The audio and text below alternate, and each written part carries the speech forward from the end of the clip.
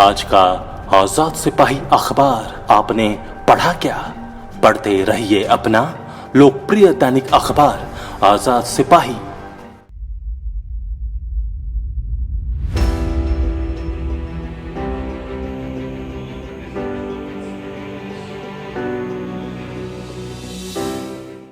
पहली बार अमेरिका की top universities,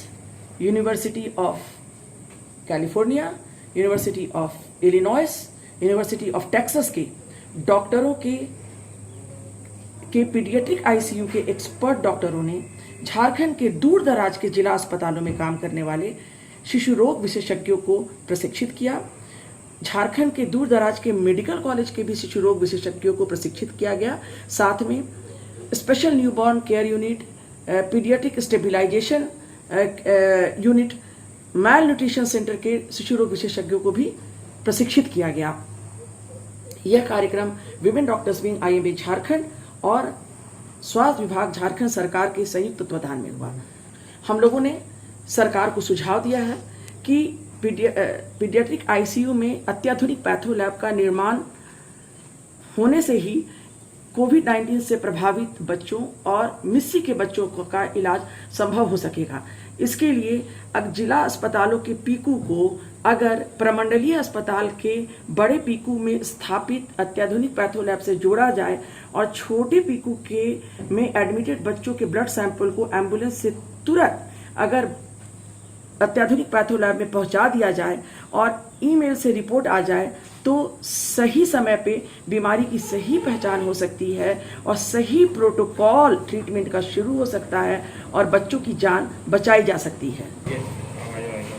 सरकार से हमारा अनुरोध है कि जिस तरह पिछली बार कोविड की लहर में सरकार आयुष्मान भारत के सांस संबंधी बीमारी के कुछ पैकेजेस को कोविड बीमारी से ग्रसित बच्चों के इलाज के पैकेजेस में डेजिग्नेट यानी विनिर्दिष्ट की थी, उसी प्रकार इस बार भी तीसरी लहर में बच्चों के प्रभावित होने की आशंका को देखते हुए सांस की बीमारी और बच्चों के हार्ट की बीमारी के कुछ पैकेजेस को कोविड से ग्रसित बच्चों के इलाज के लिए विनिर्दिष्ट यानी डेजिग्नेट किया जाए। पहले तो मैं बहुत धन्यवाद देता हूँ बड़ी बहन भारती कश्यप जी का कि उन्होंने एक बेहतरीन तरीके से एक वेबिनार का आयोजन किया। दूसरा धन्यवाद देता हूँ कि आज अमेरिका में हम तो दिन में यहाँ काम कर रहे हैं, वहाँ उनका हॉलीडे है और रात के 2:30 बजे वहाँ के वरीय चिकित्सकों ने हमारे चिकित्सकों के साथ संबंध स्थापित करके उनको बेहतर प्रबंधन और बेहतर तरीके से इलाज संबंधी जो तीसरे वेव में होने वाली परेशानियां के साथ आशंकाएं जो हैं कि क्या उस इलाज के दुष्परिणाम होंगे, क्या क्रिया के विरुद्ध प्रतिक्रिया होगी, तो कैसे हम बेहतर इलाज करेंगे, किन विषय का इलाज होगा, कहाँ बॉडी के किन पार्ट को वो ज़्यादा हैम्पर करेंगे, क्या उसमें कार्डिया का रोल होगा, क्या वहाँ पर जो है हमको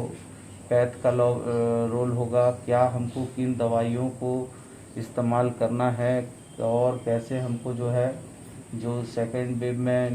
न्यूटन की गति का तीसरा नियम प्रतिक्रिया है जो ब्लैक फंगस और वाइट फंगस हुआ है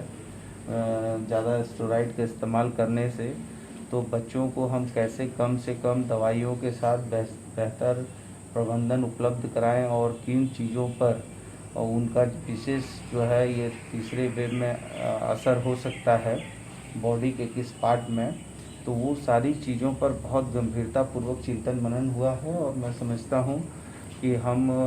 जितने भी अभी हमारे माननीय मुख्यमंत्री जी ने भी एक वेबिनार आयोजित किया था जिसमें WHO के बड़े डॉक्टर और लगातार हमारी सरकार ये प्रयास कर रही है कि हम बेहतर से बेहतर डॉक्टरों के सुझाव को और उनकी सलाह को और उनके दिशा निर्देश को आत्मसात करें।